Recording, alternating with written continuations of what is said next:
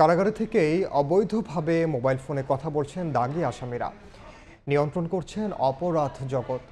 এ অভিযোগের পরিপ্রেক্ষিতে কেরানীগঞ্জ কেন্দ্রীয় কারাগারে নিয়মিত অভিযান পরিচালনা করছে কর্তৃপক্ষ।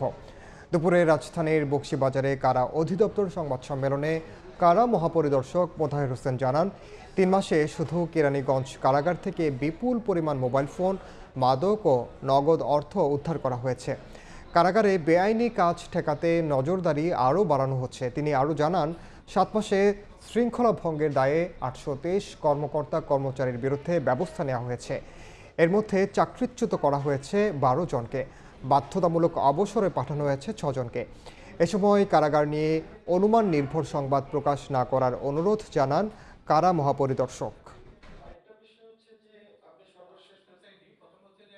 গত ৭ মাসে ১২ জনকে চাকরিচ্যুতি, ৬ জনকে বাধ্যতামূলক অবসর, ৮৪ জনকে সাময়িক বরখাস্ত, ২৭০ জনকে বিভিন্ন মেয়াদে শাস্তি প্রদান, বিভাগীয় মামলা রুজু করা হয়েছে ২৬০ জনের বিরুদ্ধে, ২৯ জনকে কৈফিয়ত তলব করা হয়েছে, ২১ জনকে চূড়ান্ত সতর্ক করা হয়েছে, ৩৯ জনকে তাৎক্ষণিক বদলি এবং ১০২ জনকে প্রশাসনিক কারণে ডিভিশনের বাইরে বদলি করা হয়েছে। মোবাইলটা দেখেন, মোবাইলের সাইজগুলো এরকম, মানে যেটা আসলে খুবই একটা ডিফিকাল্ট জিনিস টু ডিটেক্ট।